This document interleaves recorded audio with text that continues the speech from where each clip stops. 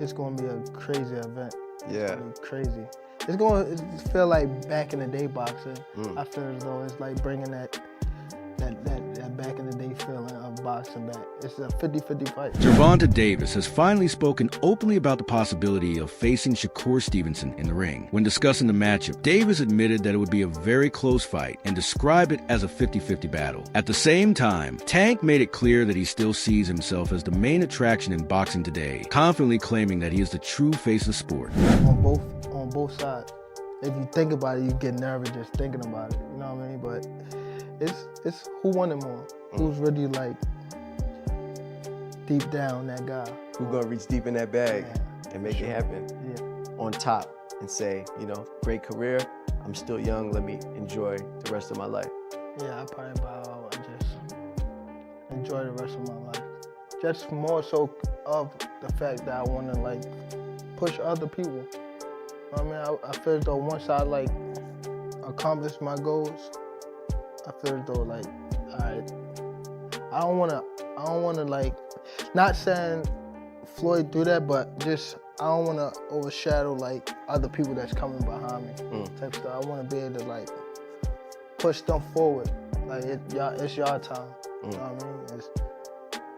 At the same time, undisputed champion Terrence Crawford stepped forward to support Shakur Stevenson after Gervonta Davis criticized him. Crawford suggested that Tank's comments sounded like an attempt to diminish Stevenson's accomplishments. In Crawford's view, Shakur has already proven more than enough. Stevenson is a 3-division world champion who has earned recognition and respect by competing at the highest level in boxing. He's born, he's this, he's that. He's trying to diminish everything that Shakur have done, so it's not marketable. But he can't do that because Shakur is what? 3-way world champion. However, Tank Davis wasn't convinced by all the praise. He pushed back against the idea that Stevenson is already the best fighter in the 135 pounds division. Davis pointed out an important detail. Shakur has not even fought at lightweight yet. Although Tank acknowledged that Stevenson is an extremely talented and skilled boxer, he questioned whether that technical ability would carry over into real punching power once he steps into the lightweight division. Some of your 135 contemporaries have a lot to say these days. Shakur Stevenson, well, of course he's now 135 after all that stuff, and then Devin Haney. Right, so why people even talk like he the best at, he didn't even fight at 135 yet. Right. He didn't even have power at 126, 30 or none of that. He is good. Okay. How can you, all that's just okay. How can you stop people that can actually hit? No matter all that boxing, you're going to get hit. What you going to do when you get hit? Meanwhile, boxing analyst Fannin explained when things began to shift in Shakur Stevenson's career path. According to Fannin, the turning point came when Stevenson decided to move up in weight in hopes of fighting Teofimo Lopez for the WBO title. That decision quickly brought attention to the WBC situation as well. Fannin believes that once Stevenson made that move, it quietly started a series of developments behind the scenes that many people did not immediately notice. And same thing for Shakur, because Shakur wouldn't pay it after he moved up to fight Teofimo Lopez for the WBO belt, and the WBC snatched him from him. So obviously, the sanctioning body, the WBC, has some sanctioning fees to replace. Fannin also explained that this subtle shift raised an important question in the lightweight division. If the WBC needed a champion who could actively defend the belt and keep the division moving, attention naturally started turning toward one of the biggest stars fighting at 135. According to Fannin, the conversation slowly began pointing in the direction of Tank Davis as a possible solution. What are they gonna do? They need a champion who is gonna pay their sanctioning fees. Well, I wonder who at 135 pounds is there that could possibly fight for a WBC title that might not have a problem actually paying sanctioning fees. Oh, I know who it is. It's Gervonta Davis. Shakur Stevenson, however, views the potential fight in a completely different way. He believes his elite boxing skills would force Tank Davis to fight in a style he normally doesn't use. Stevenson is widely known for his ability to land punches while avoiding damage himself. Because of that, he believes Tank wouldn't be able to simply cruise through rounds or patiently wait for the perfect moment to strike, as he sometimes does. Instead, Shakur believes Davis would eventually have no choice but to abandon that patient strategy and push forward aggressively if he truly wants to win the fight. Because I'm a better skilled boxer, I mastered the art of hitting and not getting hit, and he will be the person that will have to change up his style. He can't go out there and box and lose rounds. He would have to change up his style and just become full blast aggressor to try to have a chance in winning the fight. Terrence Crawford recently spoke up again to defend Stevenson from critics who call him boring or question his punching strength. Crawford reminded fans that people used to say very similar things about Floyd Mayweather Jr. during his career. According to Crawford, defensive fighters are often misunderstood by the public. In his opinion, those criticisms sound less like honest analysis and more like attempt to downplay just how talented and elite Shakur Stevenson truly is.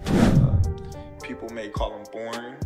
People may say he can't punch, but they say the same thing about Floyd because they defensive fighters. Yeah. Tank is not going to be able to hit Shakur like he hit everybody else, and he know that. He knows that. That's why he's like, he's boring. He's this. He's that. He's trying to diminish everything that Shakur have done, so it's not marketable. But he can't do that because Shakur is what? At the same time, discussions about a possible showdown with Tank Davis continue to grow louder. Reports suggest that Stevenson has already been working through a very intense training camp. Much of the focus has been on sharpening the defensive skills that already make him one of the most technically gifted fighters in the sport today.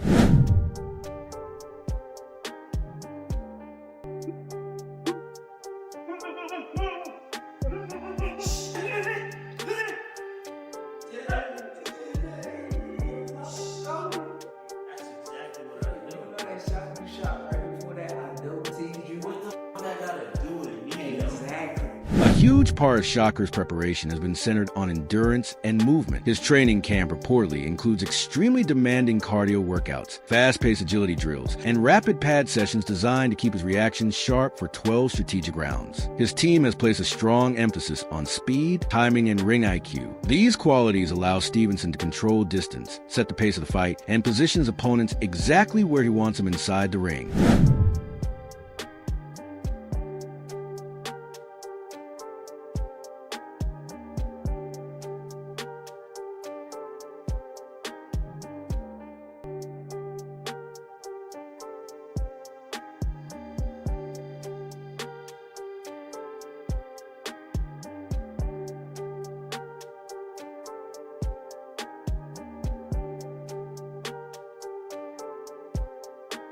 The debate around this matchup is becoming louder every day, and the boxing world cannot stop talking about it. As rumors about a potential mega fight between Gervonta, Tank Davis, and Shakur Stevenson continue to spread, many of the biggest names in boxing are finally sharing their opinions. Legends, champions, and Hall of Fame fighters have been posting their predictions across social media, and the opinions remain sharply divided. However, when boxing legend Mike Tyson entered the discussion, fans immediately paid attention. Iron Mike made his position very clear, saying that if the fight happens, his money would be on Tank. Like, who will win out of Shakur and Gervonta? Gervonta Davis? Yeah. I like to go with Tank. You know, everyone's going to go with Tank, you know. It would be a very interesting fight. Shakur takes a good shot, though.